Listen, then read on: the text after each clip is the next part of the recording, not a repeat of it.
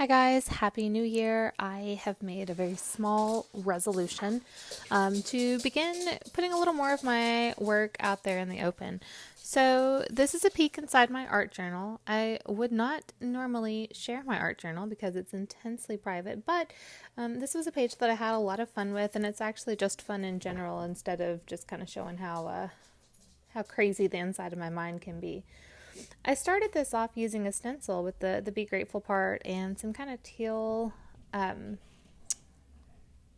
some teal texture medium.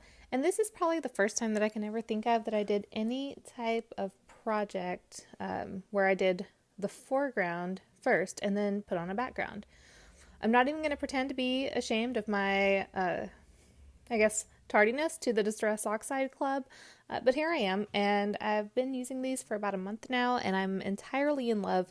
I think everyone that I know for Christmas got a tag card or something made with Distress Oxide ink.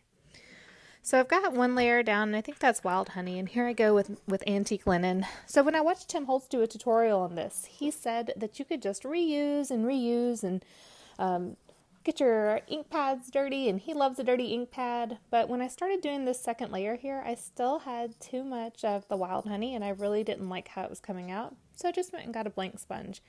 After all, Tim Holtz isn't coming to craft with me tonight. He'll probably never see this, and he'll never know that I personally don't like a dirty ink pad. But, you know, it's a technique. Yep, that's my dog.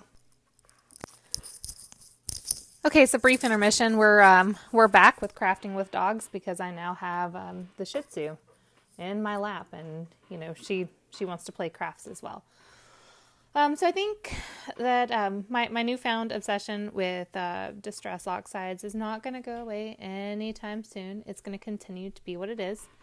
And I really like the fact that these seem to be a little more versatile than regular Distress ink. This is not a Tim Holtz commercial. We're just filling a little time here while I take my time blending and blending.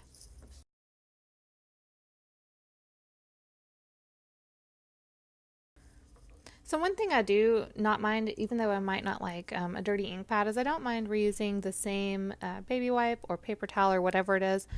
This right here is a baby wipe that I've had in my collection for quite some time, and it's actually dry, so it's really nothing more than a paper towel right now.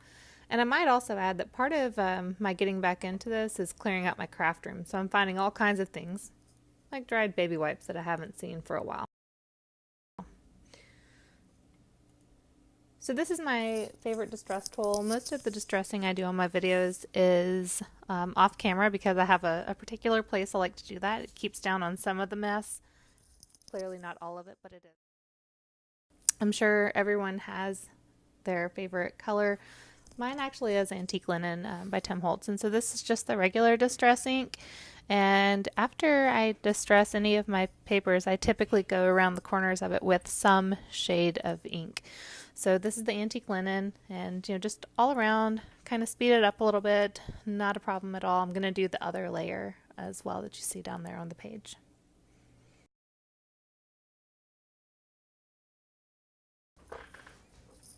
So this is vintage photo that you see, and I'm not really doing anything special here. I'm just using the ink pad to go a little over the edges again and kind of add a different or an additional layer of color.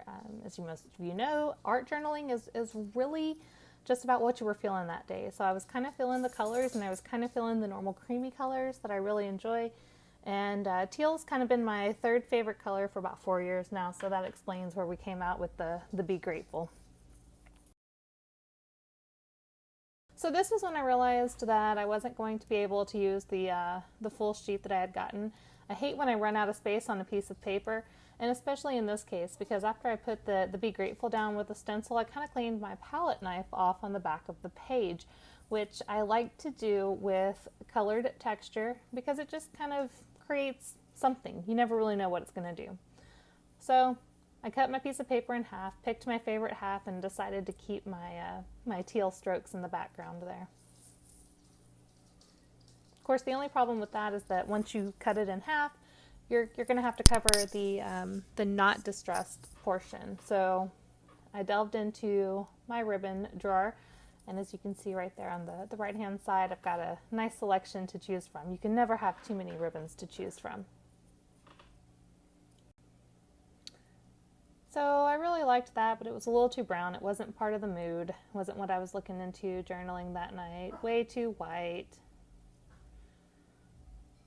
Yeah, I pretty much like that one. In fact, I really like that one. And then off to the side, you'll see a pink color. And I think I drag it over in a second. So I ended up going with this one. But the pink one I really wanted to use, it just would have put too many colors in. A little bit of overhang there. Back off to the side. Glue it down. Good enough for government work.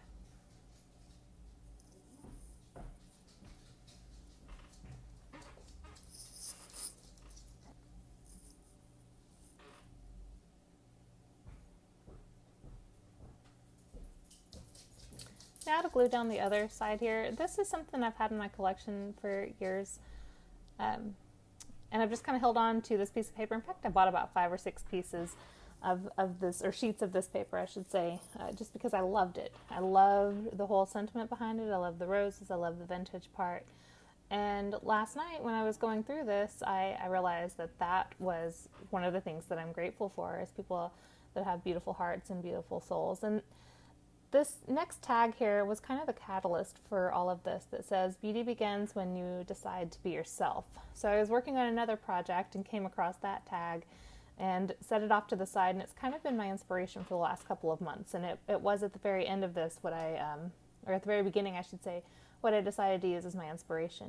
I'm grateful for being able to be myself, and I think that's beautiful. So, there's a small part into the intimate side of art journaling there. And there goes the other puppy to see what the other dog is getting upstairs. It must be treats.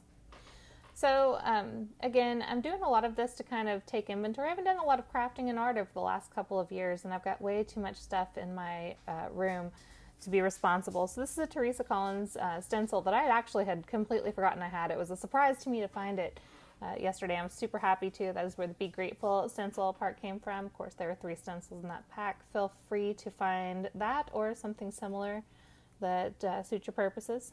And then here's a quick close-up. At some point in time, this will make it onto my blog, and when it does, there will be better pictures. Thanks for not judging the short video here. This is something that I just wanted to kind of get back into, make my camera work again. Still working on lighting and everything. Since I made my last video, I redid my entire room, so we're working with a new angle, new natural light, new artificial light. So thanks for your patience, and leave a comment. Bye.